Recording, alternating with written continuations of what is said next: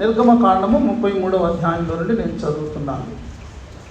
మరియు యెహోవా, ఇదిగో నా సమీపమున ఒక స్థలం ఉన్నది, నీవు ఆ బండ మీద నిలువవలెను. నా మహిమ నిన్ను దాటి వెళ్ళుచుండగా ఆ బండ సందులో నిన్ను ఉంచి నిన్ను దాటి వెళ్ళు వరకు నా చేతితో నిన్ను కప్పెదను. ప్రభునందు ప్రియమైనటువంటి వారులారా, పాత నిబంధన వాక్యంలో మోషే యొక్క విశేషాలు మనము చదువుకున్నాం. మీ అందరికీ కూడా తెలుసు, ఇశ్రాయేలు ప్రజలు ఐగుప్తు దేశంలో చెరలో ఉన్నారు. యెహోవా దేవుడు మోషేను వారి యొద్దకు పంపించాడు వారిని విడిపించడానికి. మోషే యొక్క నాయకత్వంలో ఇశ్రాయేలీలు ఐగుప్తు నుంచి వారు బయటికి రావడం జరిగింది. అలా బయటికి వచ్చినటువంటి ఇశ్రాయేలీలు ప్రయాణం చేసి సీనాయి లేకపోతే హోరేబు అనేటటువంటి పర్వతం దగ్గరికి చేరుకున్నారు. అక్కడ వారు విడిది చేశారు. దేవుడు మోషేతో చెప్పారు, మోషే, నీవు పర్వతం మీదకి ఎక్కిరా, నేను ప్రజలు ఏవి పాటించాలో నా ఆజ్ఞలను నీకు వ్రాసిస్తానని చెప్పాను. మోషే పర్వతం మీదకి వెళ్ళాడు. ప్రజలందరూ క్రింద ఉన్నారు. దాదాపు 40 పగళ్ళు 40 రాత్రులు మోషే పర్వతం మీద ఉండిపోయాడు. నిర్గమకాండంలో 24వ అధ్యాయంలో మోషే పర్వతం మీదకి వెళ్ళినట్టుగా మనము చూస్తాం. 25వ వచనం నుండి 25వ అధ్యాయం నుండి 31వ అధ్యాయం వరకు దాదాపు 7 అధ్యాయాలు దేవుడు మాట్లాడుతూ ఉండగా మోషే వింటూ ఉన్నాడు. దేవుడు తన యొక్క నివాసము ప్రత్యక్షపు గుడారం ఎలా ఉండాలి, అక్కడ యాజకత్వం చేసే యాజకులు ఎలా ఉండాలి, వారి వస్త్రాలు ఎలా ఉండాలి, ఈ యొక్క దేవుని నివాస స్థలములో ఉండేటటువంటి పరికరాలు వస్తువులన్నీ ఎలా ఉండాలి, వాటన్నిటిని కూడా దేవుడు చాలా వివరంగా ఆయన తెలియజేశారు. తర్వాత దేవుడు 2 పలకల మీద తాను చెప్పినటువంటి 10 ఆజ్ఞలను వ్రాసి దేవుడు మోషేతో చెప్పారు, మోషే, నువ్వు క్రిందకు వెళ్ళు అని చెప్పారు.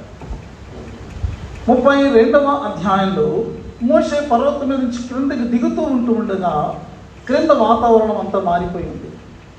క్రింద ఇశ్రాయేలు ప్రజలు వాళ్ళు ఏం చేస్తున్నారంటే బంగారు దూడను తయారు చేసుకుని దానిని వారు పూజిస్తూ ఆరాధిస్తూ దాని చుట్టూ గంతులు వేస్తూ ఉన్నారు. మోషే యొక్క కోపం మండిపోయింది.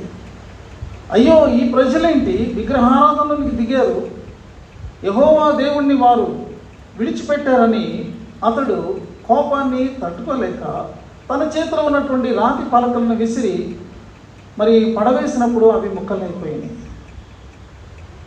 మోషేకి అంత కోపం వస్తే దేవుని యొక్క కోపం ఇంకెంత మండి ఉంటుంది, దేవుడు ఎంత నిరాశపడి ఉంటాడో మనం ఆలోచించవచ్చు.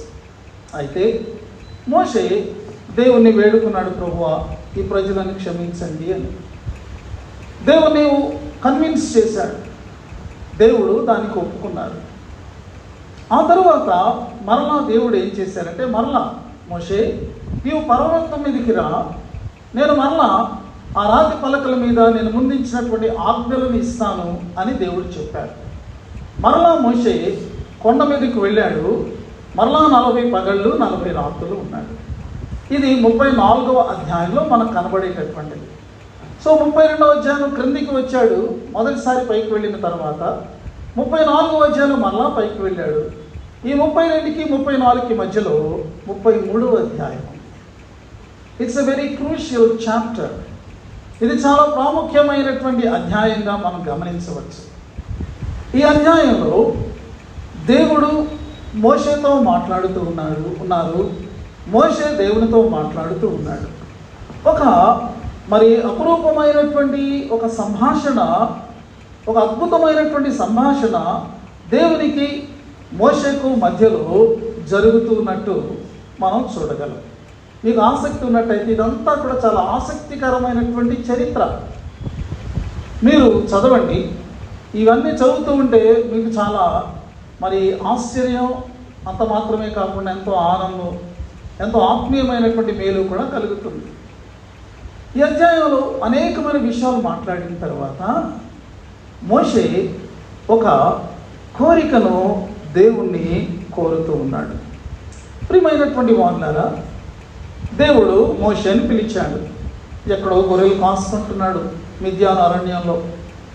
అప్పుడు మోషేని దేవుడు పిలిచి తన పనికి నియమించుకున్నప్పుడు మోషే దేవుని పనిలో ప్రవేశించాడు.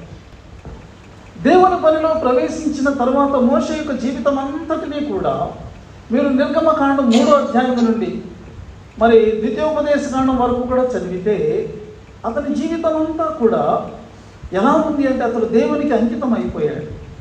దేవుని చిత్తాన్ని నెరవేర్చడానికి అంకితం అయిపోయాడు. దేవుని యొక్క ప్రజలను నడిపించేటటువంటి దేవుని పనిలో అతను నిమగ్నం అయిపోయాడు. అతనికి వేరొక ఆలోచనలు, ఆశలు లేవు. నేటి పత్రికా వాక్య భాగంలో భక్తుడు యోహాను ఏమి సెలవిచ్చారంటే, లోకములో ఉన్నదంతయు కూడా ఏమిటి అంటే శరీరాశ, నేత్రాశ, జీవపుడంబం. ఎవరైతే వీటిని ప్రేమిస్తారో, ఎవరి హృదయంలో అయితే వీటి పట్ల ప్రేమ ఉంటుందో ఆ హృదయంలో దేవుని ప్రేమించడానికి ఖాళీ లేదు. కాబట్టి లోకాన్ని ప్రేమించే హృదయంలో దేవుని ప్రేమ ఉండదు. కాబట్టి మీరు దేవుని ప్రేమించి దేవుని ఆశించేవారైతే ఇదిగో ఈ యొక్క శరీరాశ, నేత్రాశ, జీవపు డంబము అనేటటువంటి ఈ లోక సంబంధమైనటువంటి వాటిని మీరు విడిచిపెట్టాలి. అవి లోక సంబంధమైనటువంటివి. లోకమును దాని ఆశయు గతించిపోతాయి, కానీ దేవుని చిత్తాన్ని నెరవేర్చేవాడు మాత్రమే నిలిచి ఉంటాడు అని వ్రాయబడింది. కాబట్టి ఈ లోకంలో మనం జీవిస్తున్నప్పటికీ కూడా మన చుట్టూ కూడా మనలను పాపంలోనికి లాగివేసేటటువంటి 3 బలమైనటువంటి శక్తులు ఏమిటి అంటే శరీరాశ, నేత్రాశ, జీవపుడంబం. ఈ 3 మనల్ని ఎప్పుడు కూడా పాపంని పుల్ చేస్తూ ఉంటాయి. ఆ యొక్క ఫోర్స్ ఎప్పుడు మన మీద ఉంటూనే ఉంటుంది. కాబట్టి మనము దేవుణ్ణి హత్తుకున్నటువంటి వారంగా లేకపోతే చాలా సులువుగా శరీరాశులకు మనం లోనైపోతాం, నేత్రాశకు లోనైపోతాం, జీవపు డంబములో మనం పడిపోతాం. తద్వారా మనం పాపంలో పడిపోయి మళ్ళా దేవునికి దూరం అయిపోతూ ఉంటాము. అలా మనం దూరం అయిపోతే ఇదిగో లోకము దాని ఆశలు గతించిపోయినప్పుడు వాటితో మనము కూడా గతించిపోయే వారంగా ఉంటాం. దేవుని చిత్తాన్ని నెరవేర్చే వారంగా ప్రతి విశ్వాసి కూడా ఉండాలి, ప్రతి వ్యక్తి కూడా ఉండాలి. ప్రియమైనటువంటి వారులారా, అయితే మోషేలో ఇలాంటి ఆశలేమీ కూడా తర్వాత మనకు కనిపించవు. He was totally dedicated himself to the service of God. దేవుని యొక్క సేవకు తను అంకితం చేసుకున్నాడు. అతని యొక్క ప్రయాసంతా కూడా, అతని యొక్క ధ్యాసంతా కూడా దేవుడు ఈ ప్రజలను నడిపించే బాధ్యత నాకు అప్పగించాడు. ఇదిగో కనాను దేశం వైపు వారిని నేను నడిపించాలి. కాబట్టి ఇదే నా యొక్క ప్రముఖమైన బాధ్యతని ఆ పనిలోనే అతను కొనసాగుతూ ఉన్నాడు. అయితే అతని హృదయం లోపల, అతని హృదయపు లోతుల్లో ఒక ఆశ అతను కలిగి ఉన్నాడని ఈ అధ్యాయంలో మనకు తెలుస్తుంది. What is the deepest desire in the heart of Moses? మోషే యొక్క హృదయాంతరంగంలో మరి ఉన్నటువంటి ఆ యొక్క మరి ఆ తీవ్రమైనటువంటి ఆశ ఏమై ఉన్నది, ఆ కోరిక ఏమై ఉన్నది అని మనం చూస్తే, మోషేతో దేవుడు మాట్లాడుతూ ఉండగా అతడు గ్రహిస్తూ ఉన్నాడు, ఇప్పుడు నేను ఈ కోరికను వెలిపించవచ్చు, ఎందుకంటే దేవుడు నాతో మంచిగా మాట్లాడుతున్నాడు. దేవుడు నన్ను క్లోజ్గా ఆయన మరి ఎంచుకుంటున్నారు, కాబట్టి ఇది నాకు మంచి అవకాశం అని చెప్పేసి అతడు దేవుణ్ణి ఏమడిగాడు అంటే 33వ అధ్యాయంలో 18వ వచనంలో అతడు అంటున్నాడు, దయచేసి నీ మహిమను నాకు చూపు. లార్డ్, షో మీ దై గ్లోరీ. నీ మహిమను నేను చూడాలని నాకు ఆశ ఉందయ్యా. ఆ ఆశ, ఆ యొక్క మహిమను నాకు చూపి నా ఆశ తీర్చవా అని అడుగుతున్నాడు. ప్రియమైనటువంటి వారులారా, ఏదో దేవుణ్ణి చూడాలి అనేటటువంటి ఒక సరదా కోరిక కాదు ఇది. It is a real desire. అది వాస్తవమైనటువంటి మరి ఒక బలీయమైనటువంటి కోరికగా అది ఉన్నట్లు మనము చూస్తూ ఉన్నాం. ఏ దేవుడైతే నన్ను పిలిచాడో, ఏ దేవుడైతే నన్ను ఏర్పాటు చేసుకున్నాడో, ఏ దేవుడైతే నాకు ఇంత పెద్ద బాధ్యతను అప్పగించాడో, ఆ దేవుడిని నేను ఇంకా తెలుసుకోవాలి. ఆ దేవునికి నేను ఇంకా సమీపముగా నేను ఉండాలి అనేటటువంటి కోరికను అతడు వెలుగుస్తూ ఉన్నాడు.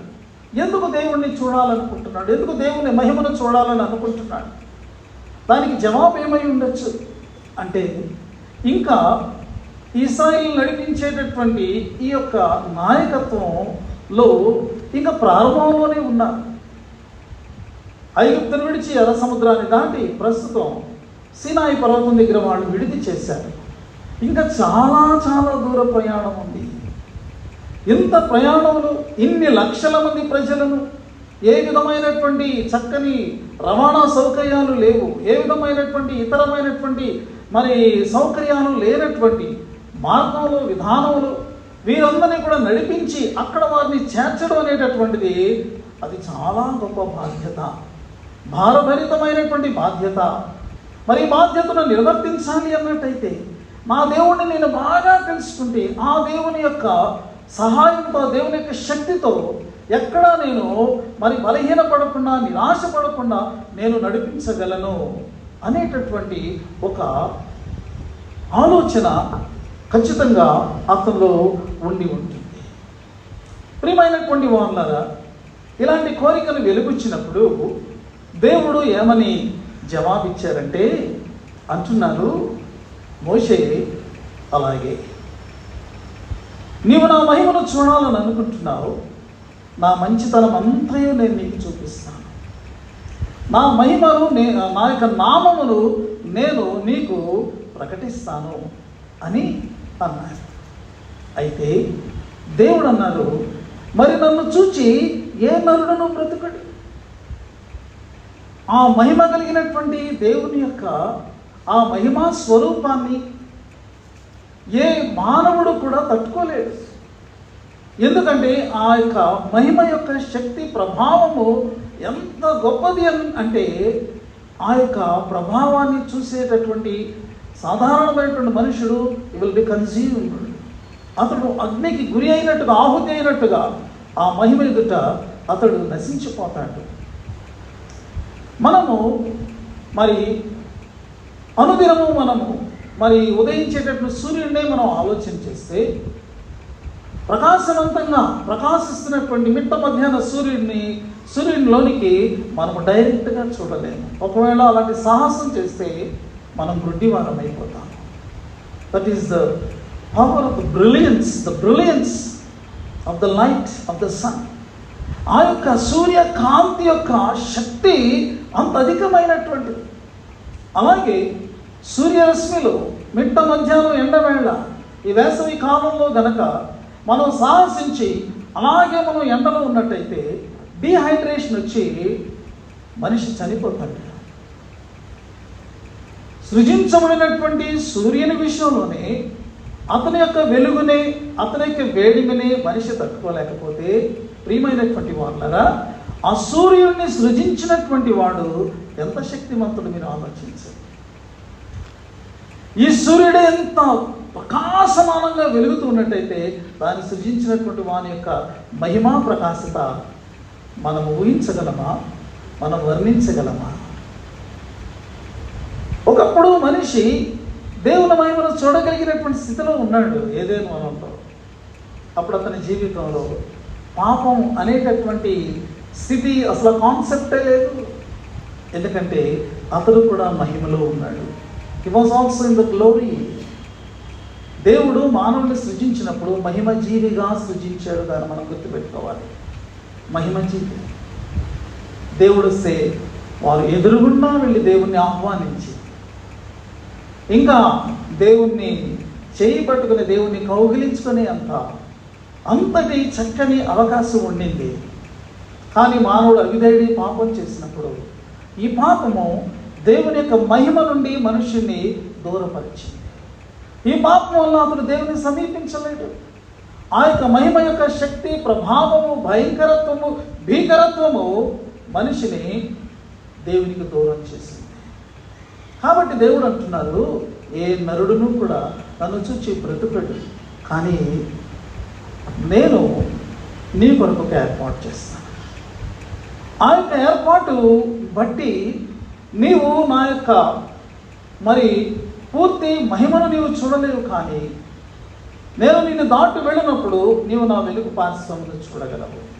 ఆ ఏర్పాటు ఏమిటంటే, ఒక బండ ఉన్నది, ఆ బండలో ఒక సందు ఉన్నది, ఆ సందులో నేను నిన్ను ఉంచి నా చేతితో నేను నిన్ను దాచి నేను నిన్ను దాటి వెళ్తాను. ప్రియమైనటువంటి వాళ్ళరా, ఈ ఏర్పాటు దేవుడు చేసినటువంటిదే. ఇది మోషే చేసుకున్నటువంటి ఏర్పాటు కాదు. దేవుణ్ణి మనము చూడాలి అన్నట్టయితే మన శక్తితో, మన యుక్తితో, మన ఏర్పాట్లతో, మన ప్రిపరేషన్స్తో we can never see God. We can never reach God. మానవ మతాలన్నీ కూడా దేవుణ్ణి చేరుకోవాలనే ప్రయత్నంలో ఉద్భవించినవే కాబట్టి మతము మనిషిని దేవుణ్ణి చేర్చలేదు. Whatever religion it may be in the world, దాన్ని మనం గమనించుకోవాలి. ఇక్కడ దేవుడు చేస్తున్నాడు. ఒక బండ ఉన్నది, ఆ బండలో ఒక సందు ఉన్నది, అందులో నేను నిన్ను ఉంచుతాను, నా చేతితో నిన్ను కప్పుతాను. Then I will pass by. ఆ తర్వాత నేను దాటుకుంటూ వెళ్తాను. 34వ అధ్యాయంలో మనం చూస్తే మోషే మరలా 2 పలకలను పట్టుకుని దేవుడు చెప్పినట్టు ఆ పర్వతం మీదకి వెళ్ళడం జరిగింది. ఒకసారి నిర్గమకాండం 34వ అధ్యాయం చూడండి. దేవుడు ఏ రీతిగా మరి అతన్ని దాటి వెళ్తున్నారు మనం చూడొచ్చు. 34వ అధ్యాయం 5, 6, 7 వచనాలు నేను చదువుతున్నాను.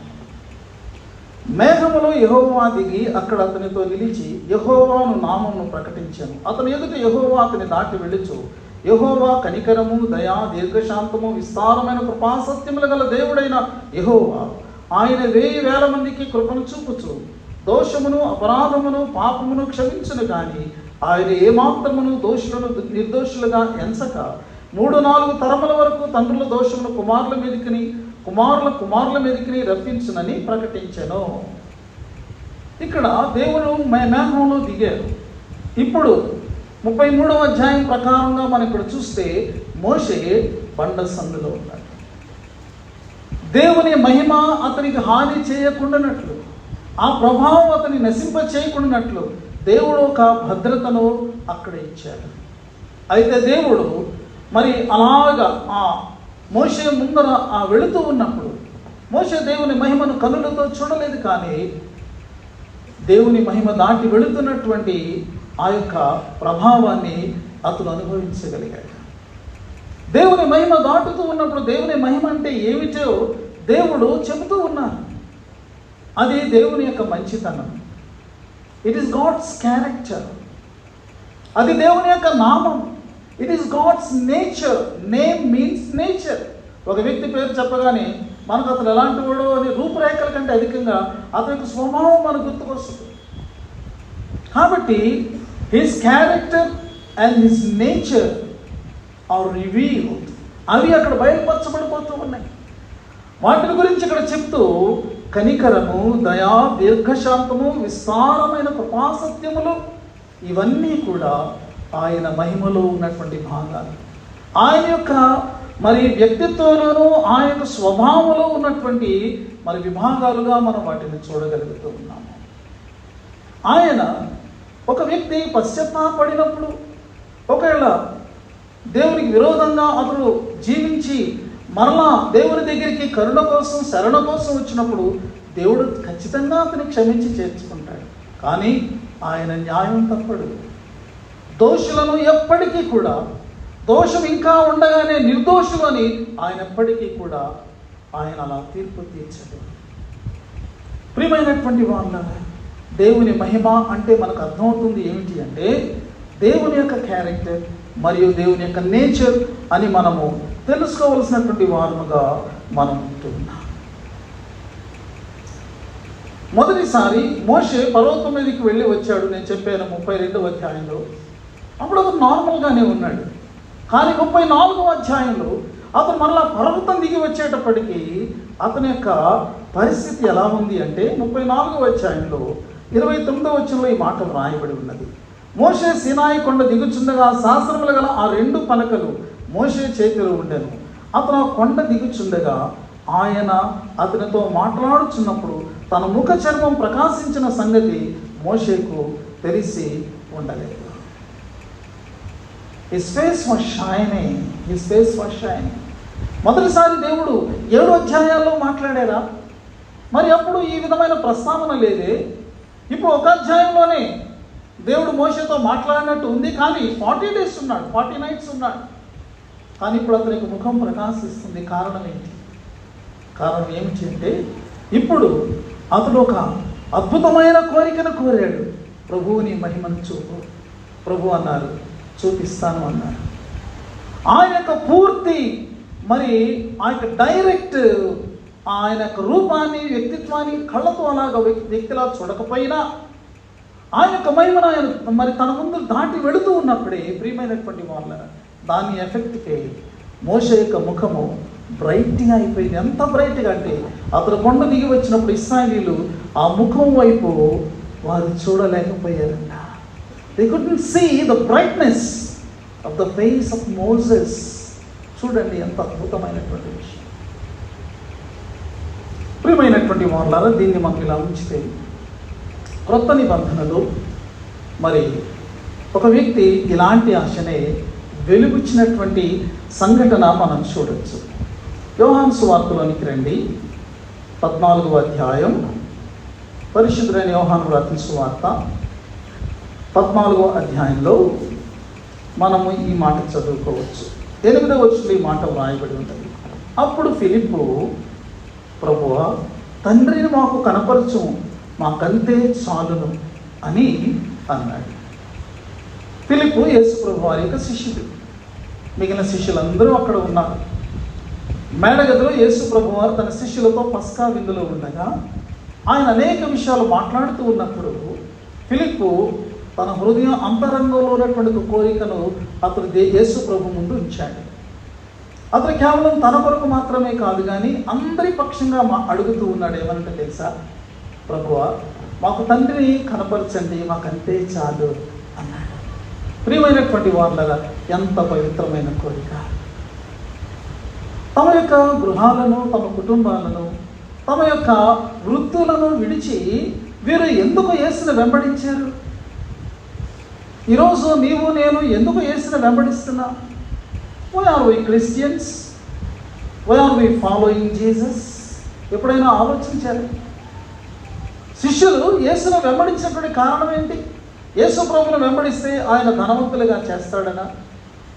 లోక సంబంధంగా ఏ విధమైనటువంటి ఇబ్బంది లేకుండా, అసౌకర్యాలు లేకుండా ఒక సౌకర్యవంతమైనటువంటి జీవితాన్ని ఇస్తాడనా? ఈ లోకంలో కావలసినటువంటి ఐశ్వర్యాన్ని, సంపదను, లేకపోతే నివాసాన్ని అన్నిటినీ కూడా ఇస్తాడనా? ఈ లోకంలో పదవులు ఇస్తాడనా? కాదండి, కాదు.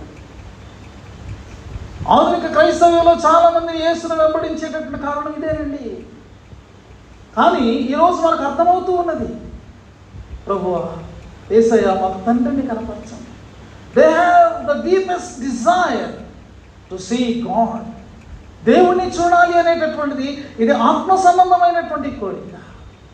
ఇది మనలో ఉన్నటువంటి ఆత్మ యొక్క ఒక బలీయమైనటువంటి కోరికగా అది ఉంటూ ఉన్నది. పవిత్రమైనటువంటి, పరిశుద్ధమైనటువంటి కోరికలతో యేసును వెంబడించగలిగితే అది ఎంత ధన్యమైనటువంటిది.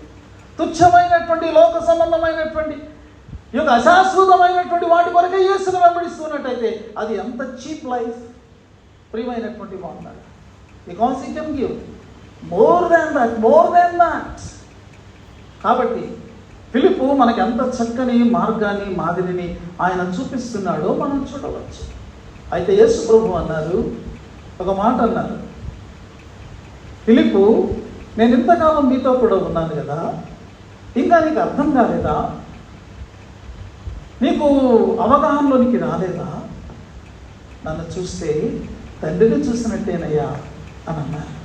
ఆ మాటలు మనం ఇక్కడ చదువుకుంటాం. ఫిలిప్పు, నేను ఎంతకాలం యుద్ధ ఉండినను నీవు నన్ను ఎరుగవా? నన్ను చూచినవాడు తండ్రిని చూచినాడు గనుక తండ్రిని మాకు కనపరచమని ఎలా చెప్పుచున్నావు అని అన్నారు. ఫిలిప్పును యేసు ప్రభు వారు వారించలేదు, కానీ అతని అవగాహనను ప్రశ్నించాడు అంతే. యేసు ప్రభు వారు ఇక్కడ ఆయన సాధారణమైనటువంటి మానవుడిగా ఉన్నాడు.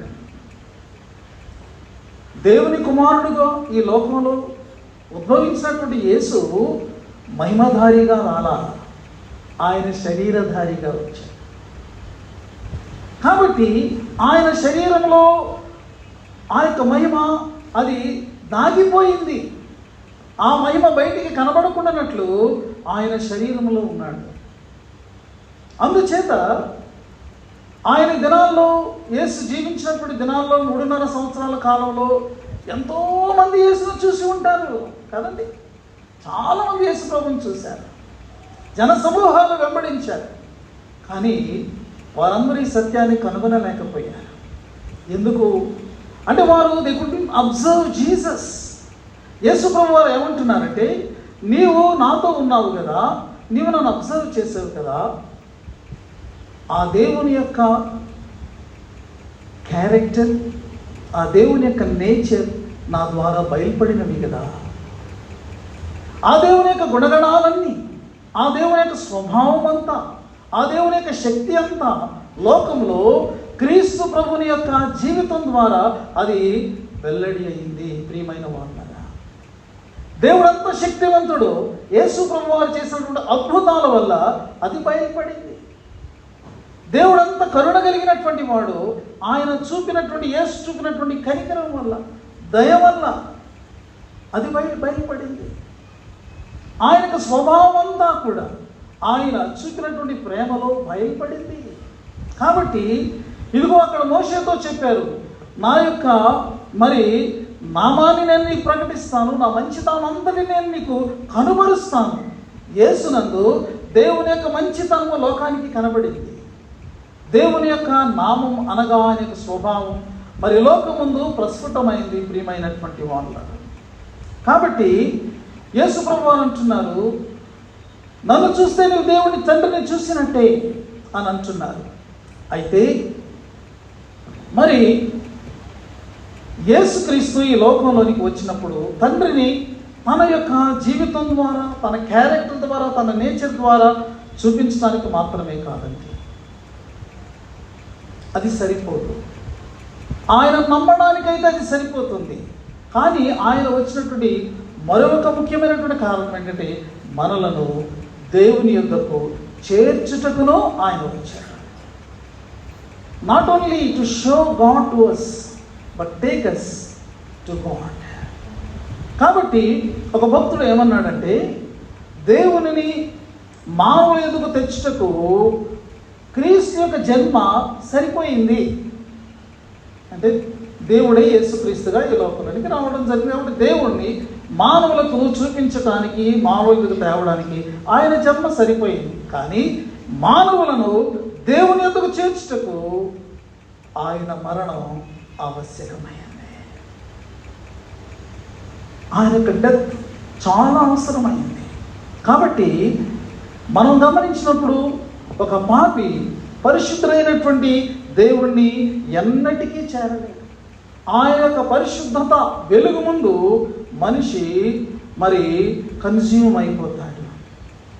ప్రియమైనటువంటి వాళ్ళగా, నేను దగ్గర చెప్పాను, మోషే దగ్గర ఆ బండను, ఆ బండలో సందును, ఈ ఏర్పాట్లన్నీ కూడా దేవునిదే. అలాగే ఇప్పుడు పాపి అయినటువంటి మానవుణ్ణి తన పరిశుద్ధత ముందు అతడు నశించిపోకుండానట్లు దేవుడు ఒక ఏర్పాటు చేశారు. ఆ ఏర్పాటే యేసుక్రీస్తు. తండ్రి అయినటువంటి దేవుడు మన కొరకు సిద్ధపరిచినటువంటి బండ యేసుక్రీస్తు. యేసుక్రీస్తు మన కొరకు చీల్చబడిన వాడయ్యాడు. ఆయన మన కొరకు చీల బండగా ఆయన చేయబడ్డాడు. ఈ మాటలు యేసుప్రభు వారు ముందు చెప్పారు. మేడగదిలో ఉన్నప్పుడు ఆయన ద్రాక్షారసపు గిన్నెను అందిస్తూ ఏమన్నారంటే, నా రక్తం పాప క్షమాపణ కోసం అనేకుల కొరకు చిందించబడబోతున్నటువంటి నా రక్తం వల్లైనటువంటి క్రొత్త నిబంధన అని అన్నారు. బండగా ఆయన చీలిపోతేనే ఆ యొక్క రక్తము మరి ప్రవహించడానికి అది అవకాశం ఏర్పడుతుంది. సిలువలో యేసు చీల్చబడిన బండవలి తన రక్తాన్ని మన కొరకు కార్చాడు. ఏ వ్యక్తి అయితే నా పాపము కొరకు ఆయన రక్తం చిందించారని విశ్వసిస్తాడు, ఆ వ్యక్తి ఆ చీలిన బండ అయినటువంటి యేసులోనికి, ఏ రీతిగా మోషే చీలిన బండలోనికి వెళ్ళి అతను భద్రపరచబడ్డాడు, అలాగా యేసునందు విశ్వాసం ఉంచినప్పుడు అలాంటి భద్రతలోనికి మనం వెళ్తాం. అప్పుడు ఆ యొక్క నీతి మనను భద్రపరిచేదిగా, కాపాడేటటువంటిదిగా ఉంటుంది. ఎప్పుడైతే నీతి అలంకరించబడుతుందో ఒక వ్యక్తి తాను మరణించిన తరువాత దేవుని పరిశుద్ధత ముందు, లేకపోతే పరిశుద్ధుడైన దేవుని ముందు అతను నిలబడడానికి అతనికి అవకాశం కలుగుతుంది. ఈ యొక్క సాయంకాలం ప్రశ్న ఏంటంటే, అలాగే నీ కొరకు చీలినటువంటి బండ అయినటువంటి యేసుక్రీస్తులోనికి నీవు ప్రవేశించావా లేదా? విశ్వాసం ద్వారా నీవు ప్రవేశించకపోతే ఈ లోకంలో ఒకానొక రోజున ఈ లోకాన్ని మనం దాటిపోవలసినటువంటి పరిస్థితి ఉన్నది. ఈరోజు నీవు యేసును ఆశ్రయించి విశ్వసించి మరి ఆ యొక్క భద్రతలోనికి వెళ్ళకపోతే మరణానంతరము ఆ దేవుని ముందు నువ్వు నిలబడడానికి ఏమాత్రము కూడా అవకాశం ఉండదు. ఇదే వాస్తవం బైబిల్ మనకు ప్రకటన చేస్తూ ఉన్నది. చాలా సంవత్సరాల క్రితం మరి ఒక భక్తుడు, ఒక పాస్టర్ గారు, ఆయన పేరు అగస్టస్ మాంటెగ్యూ టాప్లేడీ. ఈయన ఇంగ్లాండ్ దేశానికి చెందినటువంటి వారు. మరి ఆయన ఒక ప్యారిష్లో పనిచేస్తూ ఉన్నారు ఐర్లాండ్లో. ఆయన యొక్క జీవిత కాలం ఎప్పుడు అంటే 1740 నుండి 1778 వరకు, ఒక 38 years మాత్రమే జీవించారు. ఆయన ఒక ప్యారిష్లో పాస్టర్గా పనిచేస్తూ ఆరాధన అయిన తర్వాత ఆయన గృహ దర్శనాల కోసం వెళ్తూ ఉన్నాడు. సడన్గా ఏమైంది అంటే భయంకరమైనటువంటి తుఫాను చెలరేగింది. చాలా భయంకరమైనటువంటి తుఫాను, పిడుగులు, ఉరుములు అవన్నీ కూడా. మరి అలాంటి తుఫాను, స్టామ్, వైలెంట్ స్టామ్. ఆయనకు చాలా భయం వేసింది. ఆయన వణికిపోయాడు. ఇప్పుడు ఈ తుఫాన్లో నేను చనిపోతానని అనుకున్నాడు. ఆయన చుట్టూ చూశాడు, ఒక కొండ కనబడింది. గబగబా కొండ దగ్గరికి వెళ్ళాడు. ఆ కొండలో ఒక చీలిక కనబడింది. ఆ చీలికలోనికి వెళ్ళి ఆయన దాక్కున్నాడు. అక్కడికి వెళ్ళిన తర్వాత ఆయన కొద్దిగా నెమ్మది కలిగింది. బయట ఆ యొక్క తుఫాను అలాగే ఉన్నది. చాలా సేపటికి ఆ తుఫాను ఆగిపోయింది. అయితే ఆయన ధ్యానంలోనికి వెళ్ళిపోయాడు.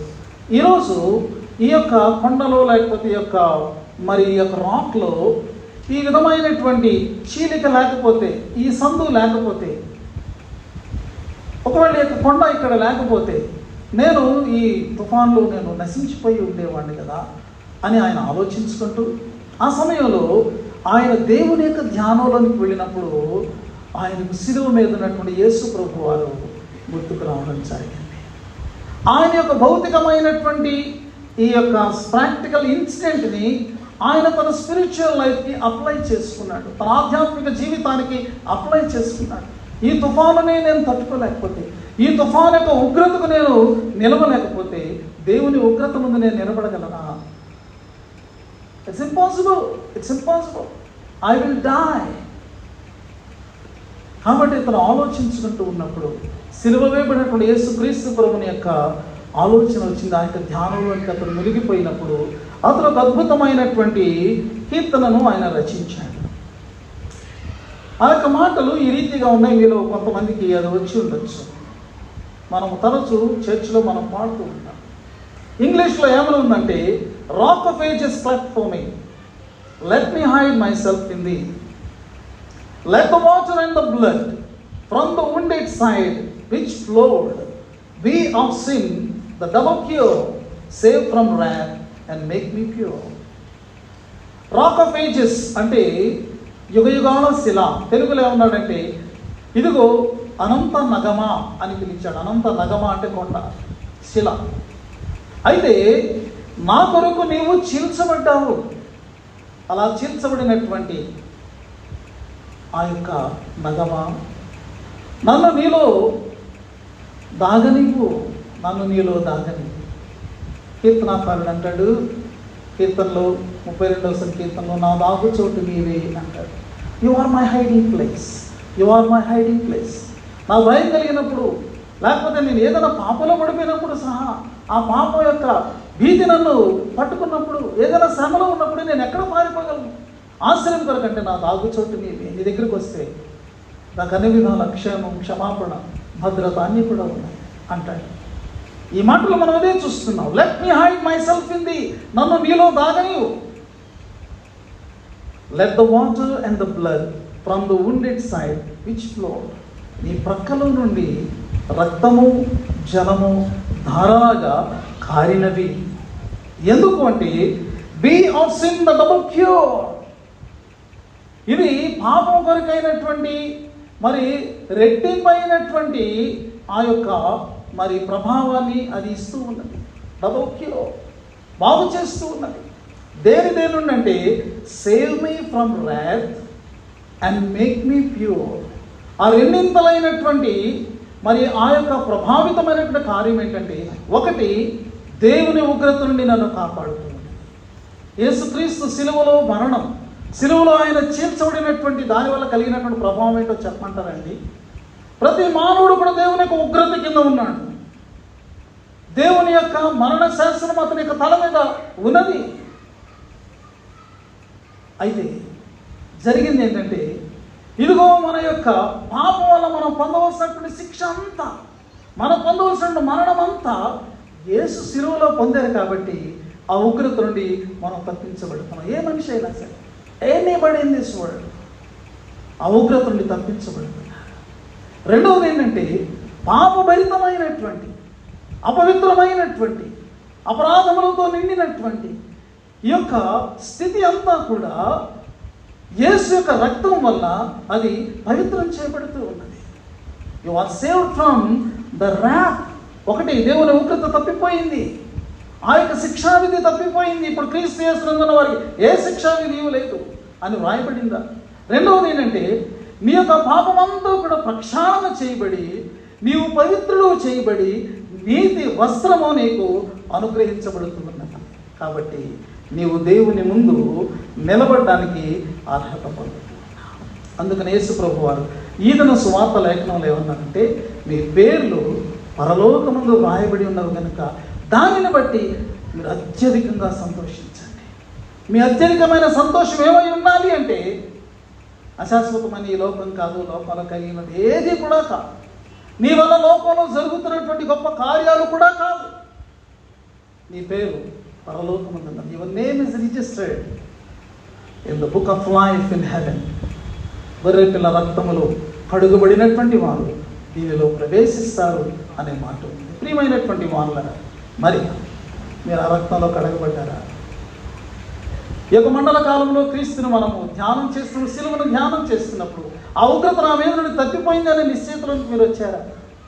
నా పాపంలో నుండి నేను విమోచింపబడ్డాను అనేటటువంటి అనుభవంలోకి మీరు వచ్చారా? ఇది చాలా ప్రాముఖ్యం. అలా రాకపోతే ఈ రాత్రి దేవుడు మిమ్మల్ని పిలుస్తున్నాడు. అలా వచ్చినట్టయితే దేవునికి స్తోత్రం. అదే పవిత్రమైన జీవితంలో, విధేయత జీవితంలో మీరు కొనసాగిపోవాలి. అట్టి కృప పరిశుద్ధాత్మ దేవుడు మనందరికీ మెండుగా అనుగ్రహించిన కారణంగా ఆమేన్.